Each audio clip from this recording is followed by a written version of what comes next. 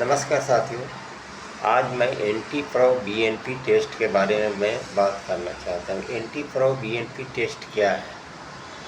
Anti pro BNP test एक heart check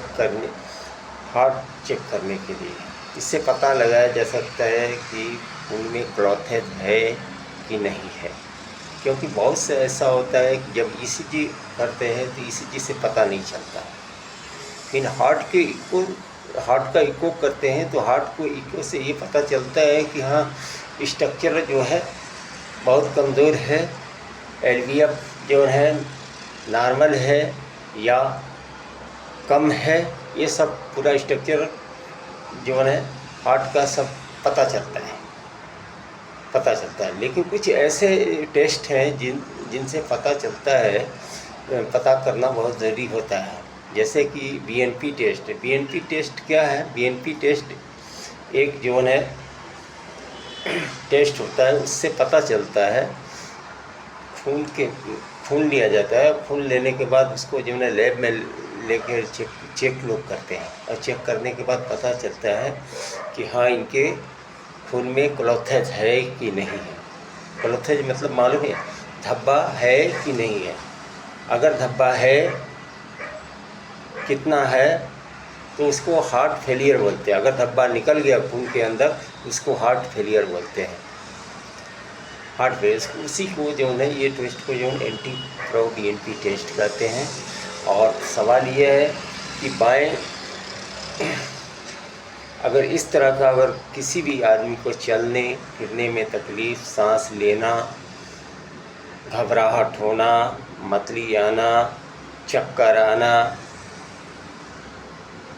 कुछ भी है, तो फ़ौरन आप अपने डॉक्टर को दिखाएं और डॉक्टर जो सलाह देता है उस पर आप कायम रहें। दूसरा चीज़ यही है कि एंटी प्रो बीएनपी टेस्ट कब कराया जाता है? जब ईसीजी से पता नहीं चलता है। ईसीजी से बहुत पता चलेगा तो सीने का पता चलता है। और हार्ट इको एक ऐसी चीज़ है कि हार्ट से पूरा हार्ट का स्ट्रक्चर पूरा मालूम होगा। स्ट्रक्चर क्या है, पूरा स्ट्रक्चर मालूम होगा, मगर उसमें क्या है कि ब्लॉकेज पता नहीं चलता है। उसमें क्या है कि ब्लॉकेज पता नहीं चलता है। हार्ट का स्ट्रक्चर पूरा दिखाई देगा, फिर उसका एलवीएफ नॉर्मल रेंज है वो भी दिखाई देगा, सब कुछ दिखाई देगा। इसलिए जो है डॉक्टर लोग प्रोवाइड करते हैं एंटी प्रो बीएनपी टेस्ट। क्या प्रोवाइड करते हैं? Anti pro BNP test. वो एक खून निकालते हैं। खून निकालने के बाद लैब में जाता है। वो चेक करते हैं कि ये हार्ट का प्रॉब्लम तो नहीं है, क्लॉथेज तो नहीं है, इसके वजह से होता है। अगर क्लॉथेज होता है तो समझिए कि हार्ट का प्रॉब्लम है। तो अगर क्लॉथेज होता है, खून में क्लॉथेज निकल गया, तो उसका मतलब यही है कि वो हार्ट का प्रॉब्लम है। और एंटी प्रो बीएनपी टेस्ट का नॉर्मल रेंज जो है 125 पीजी होता है। अगर 125 पीजी से ज़्यादा है तो समझिए कि नली में कोलेस्ट्रॉल हो रहा है, क्लॉथेज बन रहा है। और दूसरा मैं ये बता रहा हूँ कि हार्ट में अगर खून से भी पता चल जाता है। और इसका जो रेट है मैक्सिमम बहुत से हॉस्पिटलों में अलग अलग रेट दिए गए हैं। बहुत से हॉस्पिटलों में किसी में 4000 लगता है, किसी में 5000 लगता है, किसी में 6000 लगता है। कितना रेंज? किसी में 6000 लगता है, किसी में 5000 लगता है, किसी में 4000। लेकिन इससे पता चल जाता है कि हाँ, हार्ट को प्रॉब्लम है, खून का प्रॉब्लम है, क्योंकि धब्बा हो रहा है। धब्बा का मतलब क्लॉथेज का मतलब धब्बा हो रहा है, इससे पता चल जाता है। और इसका नॉर्मल रेंज 125 पीजी होता है। 125 पीजी होता है। मेरे दोस्तों, घबराने की कोई ज़रूरत नहीं